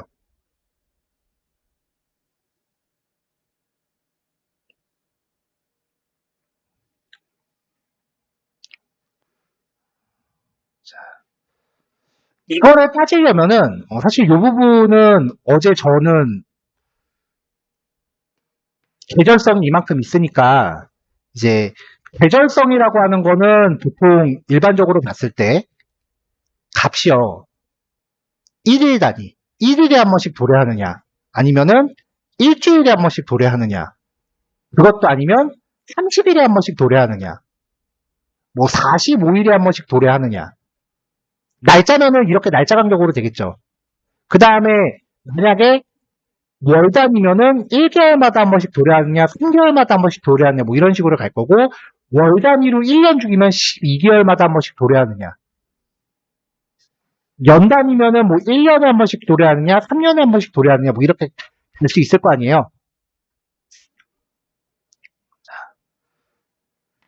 그래서 이거를 쭉 나열하면 대충 1, 3, 5, 1, 3, 5, 7, 12, 뭐 이런 식으로 같이 가거든요. 그래서 저는 어저께 이 계절성을 찾으려고 사실 이 반복문을 돌면서 가장 최적의 결과가 나오는 것까지 일일이 다 넣어봤었어요, 사실은.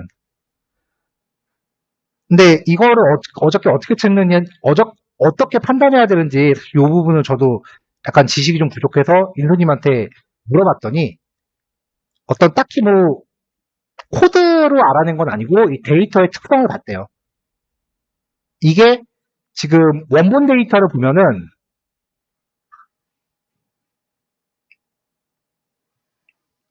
원본 데이터를 보면은 월 단위 데이터잖아요.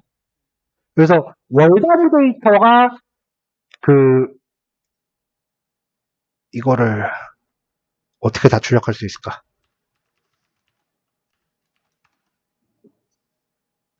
그래도 다 안 나오네. 그 월 단위 데이터가 주기성을 띠는데 가장 보통 이제 1년 단위로 이제 주기성을 띠는 게 보통이다라고 해서 12로 판단을 했다라고 하더라고요. 그러니까 결국은 이제 어느 정도 이제 데이터의 특성을 보고서 분석하는 사람이 판단을 해야 될 문제라는 거예요. 자, 그래서 여기에 계절성, 시그널을 추가하면 아까 분석 모델 만들 때요. 자, 이게 처음이었죠?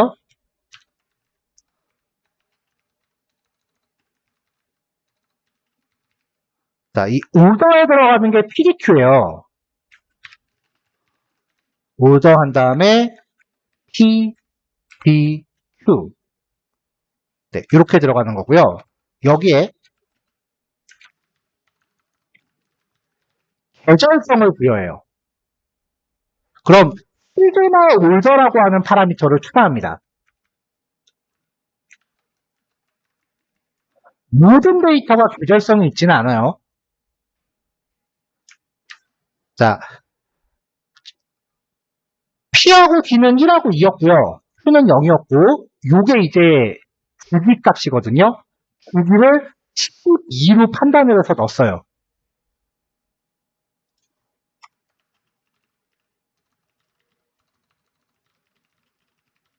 월 단위 데이터이므로 1년 주기로 보고,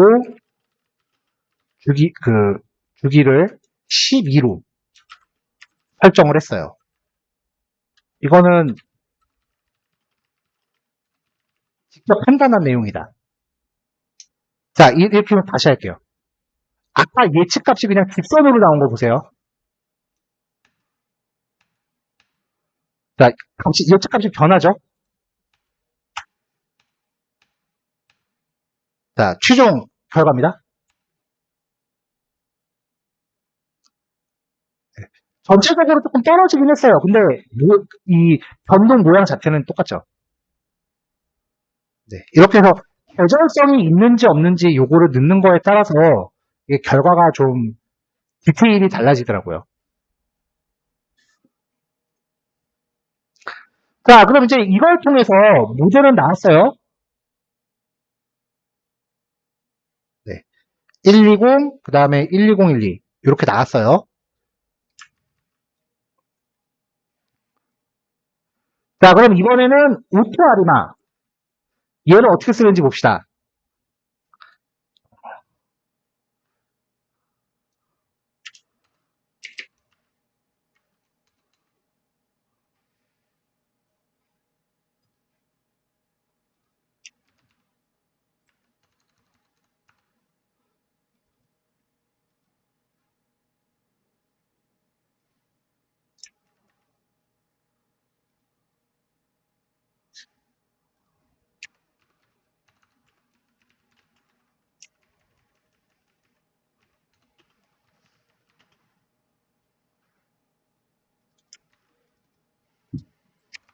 자, 얘는 이 패키지의 설치가 필요하고요.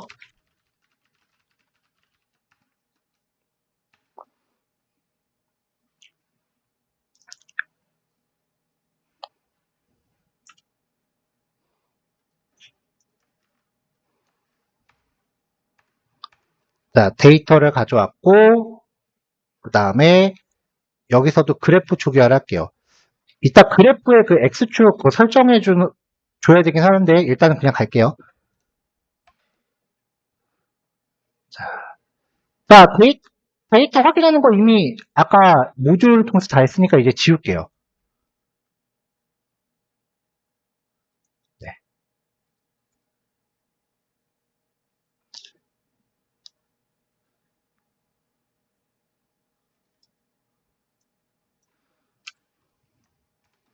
자, 얘는 쓰는 방법이 좀 달라요.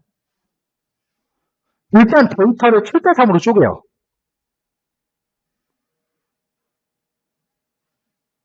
근데 여기서 그, 다른 경우랑 구별을 좀 해야 되는 게, 만약에 일반적인 회계 분석이나 상관관계 분석이나 뭐 그럴 때 데이터를 7대3으로 쪼갠다라고 하면 랜덤으로 나눠요.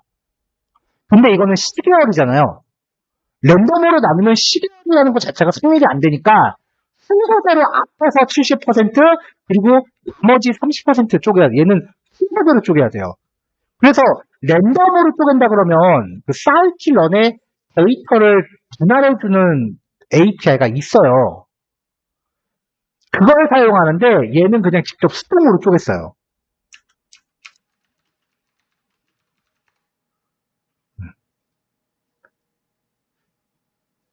그 사이클런에 트레인 테스트 스플릿이라고 하는 함수가 있어요.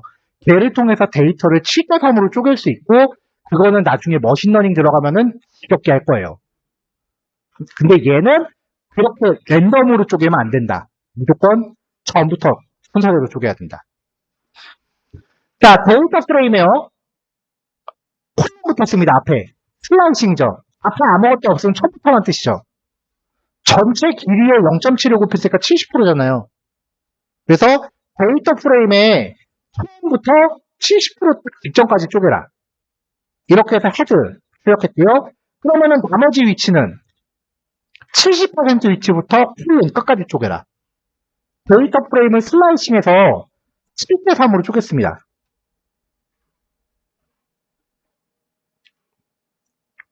자, 그럼 이 데이터 분할은 앞에 70%는요. 처음부터 70% 위치까지의 데이터. 얘는 분석 모델 구축용이에요. 학습용이라고 표현을 해요, 보통. 그래서 트레이닝 데이터라고 많이 씁니다.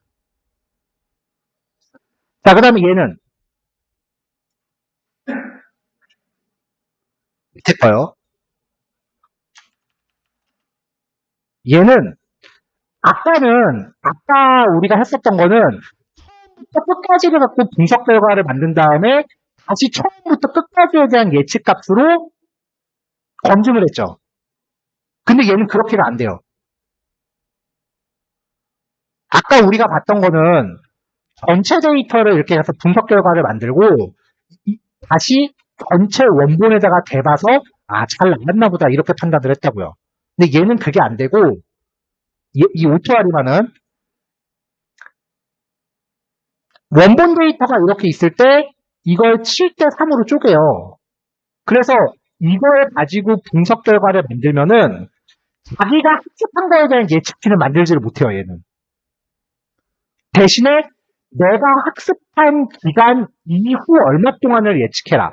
여기는 예측할 수 있어. 그럼 이제 여기끼리만 비교해야 되는 거죠. 만약에 이걸 7대3으로 안 쪼갰다면 그 원본 데이터가 이만큼 있을 거 아니에요? 그러면 그 이후에 예측치를 만들 수는 있어요. 근데 비교할 대상이 없기 때문에 이게 맞는지 틀린지를 못 보는 거예요. 그래서 데이터를 쪼개서 한 거예요.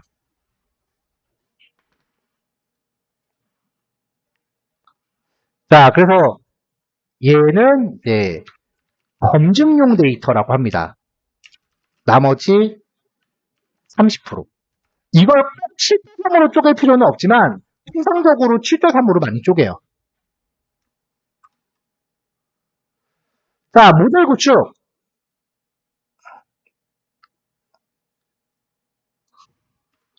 자, 아까 우리가 봤었죠? P는 1이었고요. D는 2였고요. 그 다음에 S에 해당하는 값은 12라고 우리가 확정을 했죠.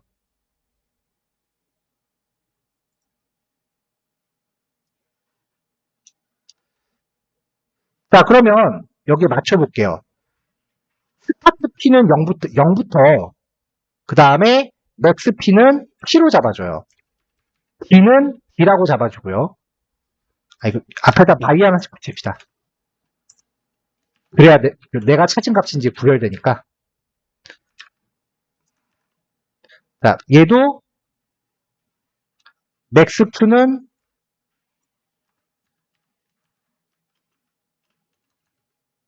0.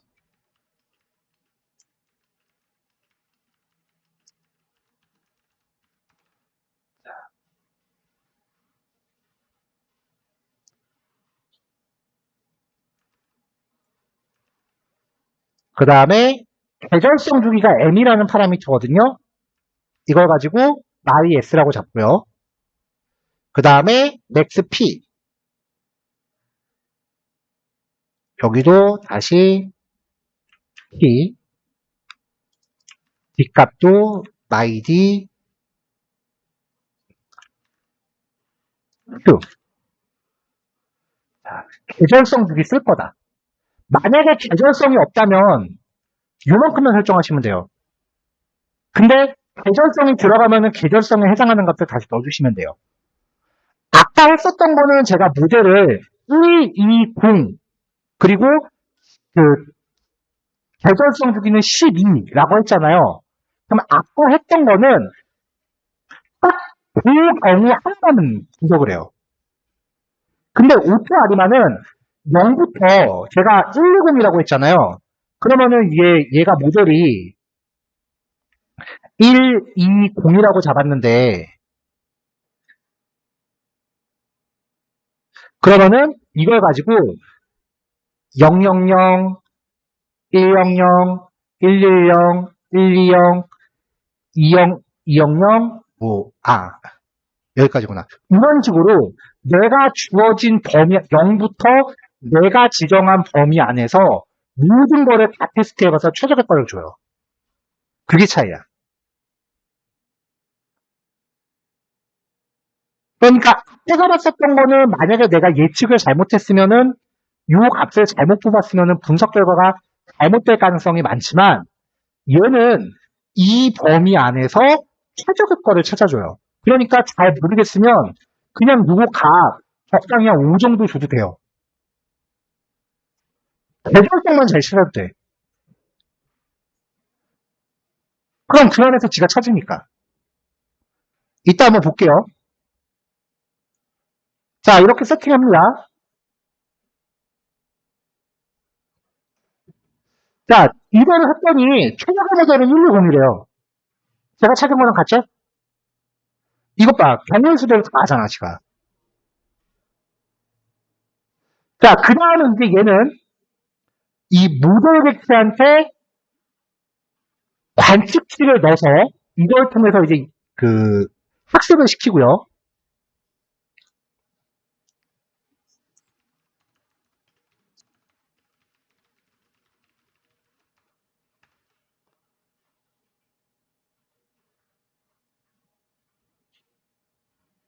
자, 그 다음에 이제 이 모델, 그 오토 ARIMA는 기능이 좀 더 있어요. 자, 이 모델 객체를 통해서 그 플롯을 그리는 함수를 호출하면은 이걸 통해서 반차, 그러니까 예측치와 원본값 간의 오차, 그것들에 대해서 이렇게 검증할 수 있는 그래프를 줘요. 일단은 첫 번째 거 보면 평균은 0이에요. 그리고 이 곡선 보면은 0에 몰려있죠? 정규분포도 따라요. 단차도 빨간 선에서 거의 벗어나지 않았죠. 그럼 이게 뜻하는 모든 게 정규성을 만족한다는 거예요. 네, 전반적으로 잘 맞는 것 같아요. 그래서. 자, 왼쪽 상단은 평균 0을 중심으로 이렇게 거의 비슷한 분산이라는 거고, 오른쪽 상단은 평균이 0인 정규분포 그림이고요. 그 다음에 왼쪽 하단은 빨간색 선하고 완벽하게 일치해야 되는데, 진짜 얘가 빨간색 선에 쪼르륵 이렇게 가면은, 이거, 그 어저께 그 R스퀘어 1 나온 거랑 똑같은 거야. 그러니까 최대한 일직선에 모여있는 상황이 되면은 맞는 거다. 예. 마지막 거. 얘는 단차가 첫 번째 거를 제외한 나머지 항목들이 이 파원 확대에서 벗어나지 않으면 돼요. 이거를 봤을 때 전반적으로 검증 결과가 잘 뽑힌 것 같다. 라고 하시면 됩니다. 그 다음에 이제 예측치를 만듭니다. 모델점 프리딕트. 아까는 이제 프리딕트라고 하는 함수랑 이제 포캐스트라는 함수 두 개를 썼는데 얘는 포캐스트가 없어요. 자, 프리딕트라고 한 다음에 지금 여기 각 파라미터에다가 학습한 데이터 길이.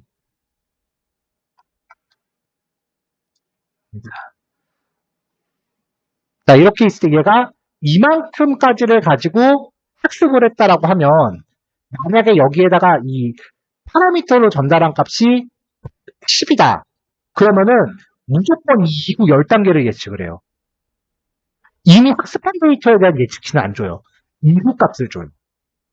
그러니까 이후 값이 잘 뽑혔는지를 알아보기 위해서 일부러 테스트라고 해서 데이터 약간은 떼놓은 거예요. 같이 대보려고. 자, 테스트 데이터 떼놓은 거 플러스 24. 이후 24단계를 더 예측한 겁니다. 그러니까 일단은 이 테스트까지의 길이는 실제 관측치랑 예측치가 맞는지 비교하는 용도로 쓰는 거고 그 이후에 2년간의 데이터를 더 예측을 해본 거예요. 이걸 가지고 이제 그래프 그리 라인 플롯 크게 그렸어요. 먼저 트레인 데이터, 원본이죠. 테스트 데이터 나머지 3에 대해서 얘는 앞 70%의 원본 데이터 얘는 뒤 30%의 원본 데이터 얘는 뒤 30% 플러스 24단계 2년치죠? 에 대한 예측 데이터 이렇게 해서 레이블 붙이고요. 그리고 선 스타일, 색깔 뭐 이런 거 조절해서 비교할 수 있게 해놨습니다.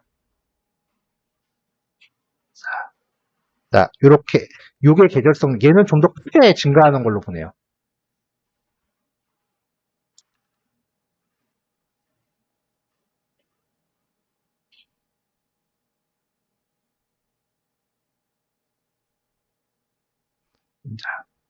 자, 요게 조금 이제 이상한 것 같다 싶으면 이제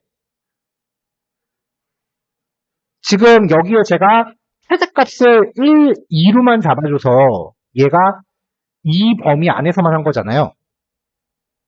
그쵸? 그러면 이제 요 값을 좀 더 늘려줘 볼게요.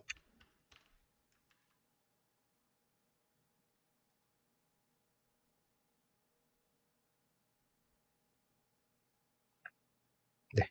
그러면 얘가 좀 더 많은 경우의 수에 대해서 가능성을 찾습니다.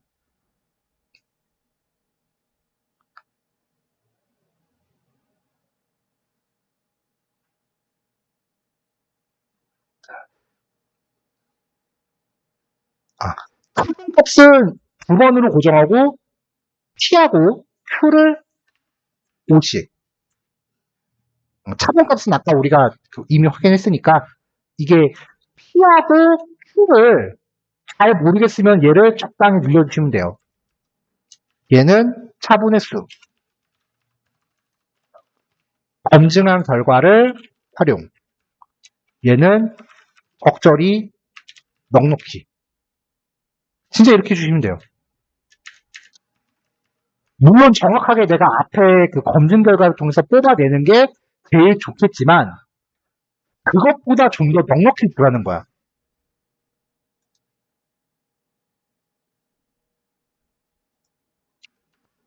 이거는 계절성 주기 분석가가 판단.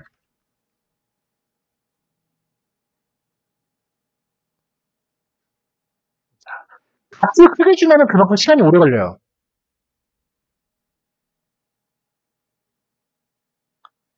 이 시간을 단축시키고 싶으면 그래픽카드 빵빵한 거 사시면 돼요.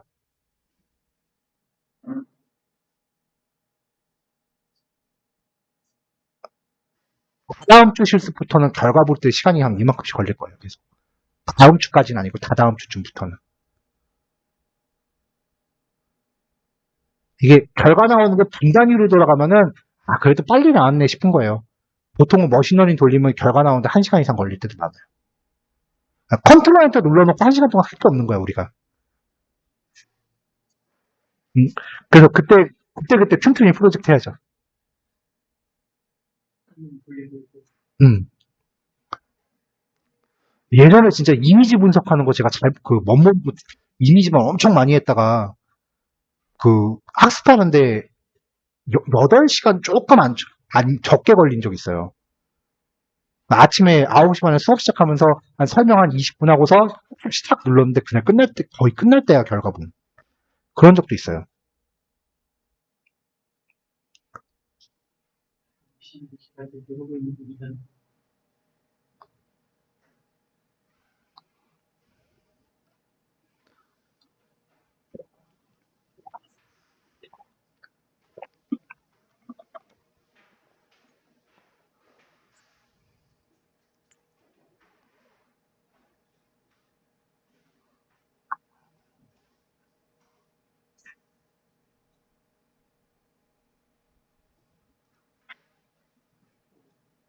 자, 녹화 잠깐 중단할게요. 자, 오토로 처리한 겁니다. 잠깐 사이에 이제 얘가 학습 모델을 이렇게 쭉 수행해서 찾았고요. 총 수행 시간이 346초가 걸렸대요. 한 5분 정도 걸린 거죠. 5분, 6분 정도 걸린 거고, 얘가 찾아낸 최적의 모델은 값을 많이 늘렸더니 아까보다 좀 더 많아졌네요. 자, 이걸로 잔차 플롯을 검정해 보면은 사실 아까 별로 티가 안 났겠는데 아까 요 초록색하고 주황색 선이 중심이 조금 틀어져 있었거든요. 그 완벽하게 중심이 잘 안 맞았었는데 지금 거의 중심이 잘 맞아 아까보다 좀 더 정교해졌어요. 근데 지금 여기 보면은 앞에는 되게 잘 맞는데 뒤로 갈수록 조금씩 오차가 커져가는 걸 볼 수 있어요. 그러니까 너무 장기 예측은 힘들다라는 거예요. 자, 얘도 아까보다 훨씬 더 안에 잘 들어와 있죠.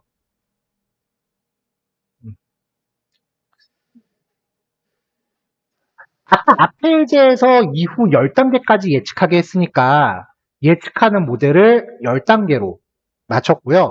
앞에 예제랑 지금 예제랑 이제 차이가 있다면 앞에 예제는 데이터 프레임 로드할 때 날짜 값을 인덱스로 안 했어요.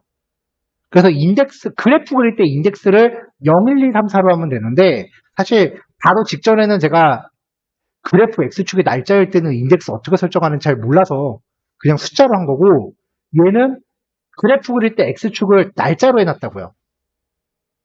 그러니까 지금 그래프 그렸을 때 X축이 0, 1, 2, 3, 4가 아닌 상태예요. 자, 일단 그렸습니다. 앞에 70% 원본 데이터, X트레인, 인덱스가 지금 날짜로 돼 있죠? 날짜로 돼 있죠? 그래프 X축은 날짜예요.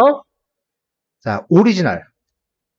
스카이블루로 그렸고요. 그 다음에 뒷부분 30%도 결국은 원본이잖아요. 그래서 똑같이 인덱스 걸고 테스트 데이터 오리지널 색깔 똑같이 맞췄어요. 그러니까 이 두 개의 선을 합쳐서 원본 데이터인 거죠. 자, 그러면 자, 뒤에 30% 플러스 10단계. 2년치는 아니죠. 10개월치죠. 예, 거기에 대해서 예측 데이터. 얘는 예측 데이터니까 점선으로 해서 빨간색으로 그렸습니다. 그래프 X축이 날짜로 돼 있을 때 이 m데이트 잠깐 위로 올라갈게요. 그 데이트 타임 패키지 그 매트플롯 LIB 패키지 안에 데이트라고 하는 객체가 따로 있더라고요. 별칭을 이제 매트플롯의 데이트니까 m데이트라고 이름 지은 거고요. 자, 이 mdate.date 포매터라고 해서 형식을 지정한 다음에 tit.getCA 얘가 이제 그래프의 각종 설정 정보를 갖고 있는 리턴해주는 객체인가 봐요. 거기에서 X축에 set major 포매터라고 하면서 이 형식 객체를 전달하면은 그래프 X축 형식을 만들 수 있어요. 그래서 요거를 찾은 김에 앞에 예제도 데이터 로딩할 때 인덱스 날짜로 쳐주고 그 다음에 X축을 요걸로 다시 잡았어요. 자, 똑같이 학습을 했고요. 그 다음에 똑같이 이제 같은 기간으로 그래프를 그렸고요. 자, 얘가 지금 일반 그 통계 패키지를 쓴 거고 얘는 오토를 쓴 거죠. 보면은 오토로 판정을 한 게 예측치가 좀 더 보수적이에요. 분명히 이 형태는 비슷하게 가는데 경향이 조금 더 얘는 좀 더 긍정적으로 판단하는 거고 얘는 조금 더 보수적으로 판단을 하죠. 이게 제가 분석 모델을 잘못 쌓은 건가 싶어서 다른 케이스도 한번 찾아봤거든요. 자, 이게 그냥 그 ARIMA 패키지를 쓴 거예요.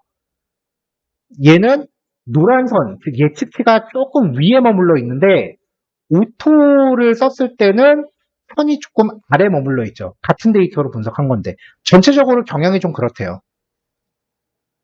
오토가 조금 보수적으로 나온대요, 결과가.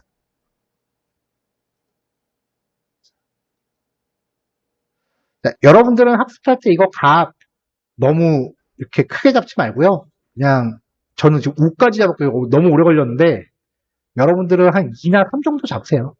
너무 크게 잡지 말고. 근데 계절성 주기는 내가 준 값이 차분의 수랑 계절성 주기는 내가 설정한 값이 고정됩니다. 보시면 가운데 2라는 값이 계속 고정돼 있죠. 계절성 주기도 고정돼 있고. 그래서 이 값은 여러분들이 직접 그 검증 결과를 통해서 판단해서 넣으라는 거예요. P랑 값은 얘가 알아서 경우의 수를 다 판단을 하는데 그 차분의 수랑 계절성 주기는 값이 고정되니까 사전 검증을 통해서 여러분들이 찾으셔야 돼요. 자, 이렇게 하면은 이제 시계열 분석 가장 그 기본적인 형태는 마무리가 됐고요. 여기서 더 나가면은 그 특정 분야를 좀 깊게 들어가야 되는 거기 때문에 시계열 분석은 이제 이 정도 모델만 소개해드리고 이거에 걸맞는 예제를 이제 다음 주 월요일 날 몇 가지 선정해서 진행을 할게요. 자, 요거까지 결과 진행하시면 이제 요번 주 수업 마무리가 됩니다. 아, 영영 쳐야지. 땡큐.